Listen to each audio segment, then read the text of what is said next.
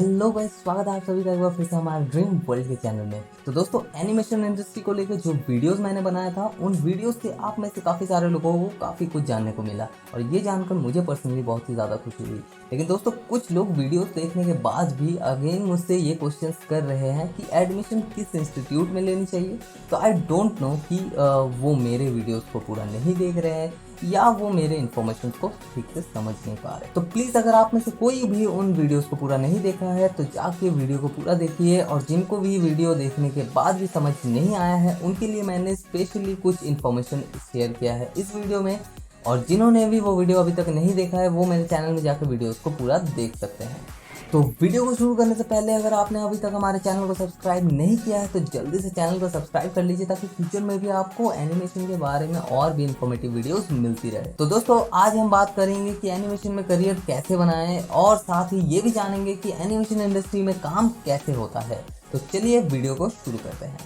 तो दोस्तों, सबसे पहले मैं आपको ये बता देता हूँ कि किनको इस फील्ड में आना चाहिए और किनको नहीं आना चाहिए। तो दोस्तों, इस फील्ड में आने के लिए आपके अंदर क्रिएटिविटी होना बहुत ही ज़्यादा ज़रूरी है, क्योंकि दोस्तों, जैसे कि आपको पता है कि कुछ लोग होते हैं जो कि इंडस्ट्री में आने के लिए बिना किसी इन्फॉर्मेशन के कोर्स को शुरू कर लेते हैं, लेकिन बाद में कंटिन्यू नहीं कर पाते हैं। और कंटिन्यू नहीं कर पाने का रीज़न यही है दोस्तों कि एनिमेशन इंडस्ट्री एक बहुत ही ज़्यादा क्रिएटिव इंडस्ट्री है, और इस इंडस्ट्री में काम करने के लिए आपके अंदर भी क्रिएटिविटी होना ज़रूरी है। बट कुछ लोग बस इस फील्ड के फेम को देख कर ही इस फील्ड में आना चाहते हैं। उनके अंदर ना क्रिएटिविटी होती है और ना ही उनके अंदर उतना पोटेंशियल होता है।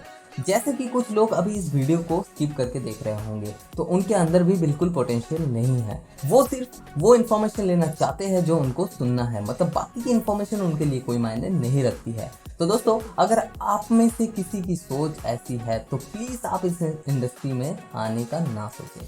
तो दोस्तों, मेरे बातों को नेगेटिव वे में मत लेना, क्योंकि मैं जो भी बता रहा हूँ वो आपके अच्छे के लिए ही बता रहा हूँ, ताकि आपका टाइम और पैसा वेस्ट ना हो।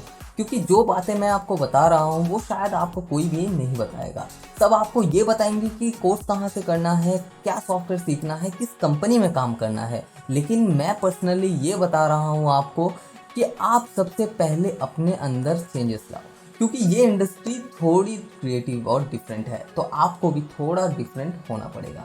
तो सबसे पहले आपको अपने अंदर क्रिएटिविटी और पोटेंशियल लाना पड़ेगा। तो अब मैं बात करने जा रहा हूँ प्रोडक्शन पाइपलाइन के बारे में, कि इस इंडस्ट्री में काम कैसे होता है। तो दोस्तों, इस इंडस्ट्री में काम शुरू होता है प्री प्रोडक्शन से, और प्री प्रोडक्शन आपके प्रोजेक्ट को स्टार्ट करने से पहले का फेस होता है, जिसमें आप अपने प्रोजेक्ट की प्रॉपर प्लानिंग कर लेते हो। जैसे कहा जाता है दोस्तों कि हर सक्सेस प्रोजेक्ट का रीज़न एक सक्सेस प्लानिंग होता है। तो इस फेस में ओवरऑल प्रोजेक्ट का प्लानिंग किया जाता है। जैसे कि अगर मैं बात करूँ लाइव एक्शन मूवी सीन की, तो लाइव एक्शन मूवी सीन में शूट स्टार्ट होने से पहले का जो प्रोसेस होता है उसे प्री प्रोडक्शन कहा जाता है। जैसे कि story writing, screen play, casting और भी बहुत सारी चीज़ें आ जाती है इसके अंदर। और अगर मैं बात करूं एनिमेशन में प्री प्रोडक्शन का क्या रोल है, तो दोस्तों, एनिमेशन में 3D या CGI क्रिएट करने से पहले उनकी 2D स्केचेस बनाई जाती है, स्टोरी बोर्डिंग किया जाता है, कैरेक्टर डिज़ाइन किया जाता है, डिजिटली स्केच के थ्रू कंसेप्ट आर्ट्स बनाए जाते हैं, और एक रफ 3D स्क्रीन प्ले बनाया जाता है। और ये सब प्री प्रोडक्शन के अंदर किया जाता है। तो प्री प्रोडक्शन स्टेप कंप्लीट होने के बाद बारी आती है प्रोडक्शन की। तो प्रोडक्शन में modelling, texturing, lighting, rigging, animation और रेंडरिंग किया जाता है किसी 3D सॉफ्टवेयर का यूज़ करके। तो अब अगर इन सारे प्रोसेस की बात करें तो सबसे पहले प्रोसेस मॉडलिंग होता है, और इस प्रोसेस में 3D assets, 3D character models और 3D एनवायरनमेंट्स बनाया जाता है 3D सॉफ्टवेयर का यूज़ करके, जिसमें 3ds मैक्स, माया, सिनेमा 4D, ब्लेंडर, ज़ीब्रश, मडबॉक्स, मोडो और भी बहुत से 3D सॉफ्टवेयर होते हैं जिनका यूज़ किया जाता है 3D मॉडलिंग क्रिएट करने के लिए। और इसमें से ज़्यादातर प्रोडक्शन में यूज़ होने वाला सॉफ्टवेयर माया है। अब बात करते हैं टेक्सचरिंग की। तो आप जो 3D मॉडल्स क्रिएट करोगे और उन मॉडल्स में जो मटेरियल्स या टेक्सचर अप्लाई करोगे, उसी प्रोसेस को टेक्सचरिंग कहा जाता है। फॉर एग्जाम्पल, अगर आपने 3D में किसी चेयर का मॉडल बनाया है, तो उसमें आप जब मटेरियल अप्लाई करोगे तो आपको ये देखना होगा कि आपको वो चेयर का मटेरियल कैसा चाहिए। जैसे कि अगर आपको उस चेयर का मटेरियल आयरन का चाहिए तो उसके लिए आपको सॉफ्टवेयर का यूज़ करके आयरन मटेरियल क्रिएट करना होगा, और अगर आपको वो चेयर वुड का चाहिए तो आप वुड का मटेरियल क्रिएट करोगे। तो इसी प्रोसेस को टेक्सचरिंग का नाम दिया गया है। अब बात करते हैं लाइटिंग की। तो लाइटिंग के प्रोसेस में 3D सीन के अंदर आर्टिफिशियल 3D लाइट्स लगाकर एक इल्यूमिनेटेड 3D सीन क्रिएट किया जाता है। अब ये सब कुछ कंप्लीट होने के बाद बारी आती है रिगिंग की। तो अगर आपको 3D सीन में किसी भी मॉडल में किसी भी तरह का मूवमेंट देना है तो उसके लिए सबसे पहले आपको उन 3D मॉडल्स में कुछ 3D सॉफ्टवेयर स्किल्स का यूज करके कंट्रोल्स क्रिएट करना होगा, जिसके बाद आप उन मॉडल्स को एनिमेट कर सकोगे। अब बारी आती है एनिमेशन की। तो रिगिंग के प्रोसेस में जो कंट्रोल्स क्रिएट होते हैं उनका यूज करके 3D सीन में स्टोरी के अकॉर्डिंग ऑब्जेक्ट्स में एनिमेशन दिया जाता है। अब स्टोरी और 3D सीन बनने के बाद भी काम यहाँ खत्म नहीं होता है। आगे जाकर ये प्रोसेस अपने फाइनल स्टेप पोस्ट प्रोडक्शन में आ जाता है।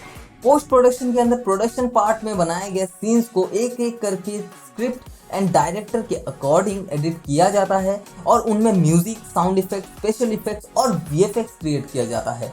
और इतना सब कंप्लीट होने के बाद कहीं जाकर एक मूवी या एक एपिसोड तैयार होता है। तो दोस्तों ये एनिमेशन वर्ड काफी छोटा है, लेकिन इसके अंदर होने वाले प्रोसेस के बारे में अब तो आप समझ ही चुके होंगे।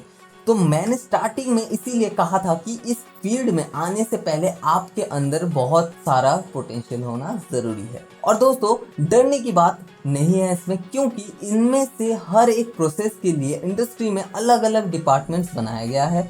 तो आप जिस डिपार्टमेंट के लिए प्रोफेशनली ट्रेंड रहोगे, आप पर्टिकुलर उसी डिपार्टमेंट के लिए काम करोगे। तो दोस्तों इतना सब जानने के बाद आगे अगर आप कभी भी एनिमेशन सीखने की बात कर रहे हो तो ये ज़रूर सोच लेना कि एनिमेशन का फील्ड एनिमेशन के वर्ड जितना छोटा नहीं होता है। तो दोस्तों एनिमेशन का फील्ड काफ़ी बड़ा है, तो सिर्फ सोचने से काम नहीं चलेगा, इसके लिए आपको काफ़ी मेहनत करनी पड़ेगी। क्योंकि अगर बात सिर्फ सोचने की हो तो आप बिस्तर में लेट कर भी बड़े आराम से कुछ भी सोच सकते हो, लेकिन अगर आपको कुछ अलग करना है तो आपको सिर्फ सोचना नहीं है, उस सोच पर आज से ही काम शुरू करना है। अब बहुत से लोग ये सोच रहे होंगे कि शुरू कहाँ से करें। तो भाई इस पूरे दुनिया के सवालों का जवाब आपके पास है। जी हाँ दोस्तों, मैं बात कर रहा हूँ इंटरनेट की। इंटरनेट से आप कभी भी और कुछ भी सीख सकते हो। इसके लिए आपको किसी से परमिशन लेने की ज़रूरत नहीं है। आपको जो भी सीखना है बस आपको वो सर्च करने की देरी है। लाखों जवाब आपको मिल जाएंगे। मुझ जैसे या मुझसे भी बड़े और अच्छे आर्टिस्ट हैं जो ऑनलाइन यूट्यूब पर और भी वेबसाइट्स पर सिखा रहे हैं। तो बस देरी है तो सिर्फ आपके शुरुआत करने की। तो अब वेट मत करो कि इंस्टीट्यूट में एडमिशन लेना है, लेने के बाद ही कोर्स सीख पाओगे। जो भी सीखना है आज से ही शुरू करो। तो दोस्तों जो मुझसे अब भी ये क्वेश्चन पूछ रहे हैं कि एडमिशन कहाँ लेना है, तो उनको मैं ये कहना चाहूँगा कि भाई इंडिया में बहुत से इंस्टीट्यूट्स हैं, कुछ का नाम मैंने सुना है और कुछ का नाम मैंने नहीं सुना है। और अगर मैंने उस इंस्टीट्यूट का नाम नहीं सुना है तो इसका मतलब ये नहीं है कि वो इंस्टीट्यूट अच्छा नहीं है। कोई इंस्टीट्यूट अच्छा है या नहीं ये आपको खुद से इंस्टीट्यूट में विजिट करके ही पता करना होगा। और दोस्तों ये प्रॉब्लम इतने सारे लोग फेस कर रहे हैं और मुझे पर्सनली इतने सारे क्वेश्चंस आ रहे हैं इस प्रॉब्लम को लेकर, इसीलिए मैंने स्पेशली आप लोगों के लिए एक शॉर्ट कोर्स बनाया है, जिससे कि आप ये खुद समझ पाओगे कि कौन सी इंस्टीट्यूट में एजुकेशन अच्छा होता है और आप एक बेस्ट इंस्टीट्यूट अपने लिए सिलेक्ट कर पाओगे। तो अगर आपको इस कोर्स के बारे में जानना है तो आप मुझे इंस्टाग्राम पर फॉलो कर सकते हो और डीएम कर सकते हो। तो दोस्तों आई थिंक इस इन्फॉर्मेशन के लिए मैं एक लाइक और एक कमेंट तो डिजर्व करता हूँ। तो जल्दी से वीडियो पर एक लाइक कर दीजिए और एनिमेशन से रिलेटेड ऐसे और भी वीडियोस के लिए चैनल को सब्सक्राइब कर लीजिए, साथ ही बेल आइकन को भी प्रेस कर देना। मैं मिलता हूँ आपसे एक अगले वीडियो में, तब तक के लिए बाय बाय।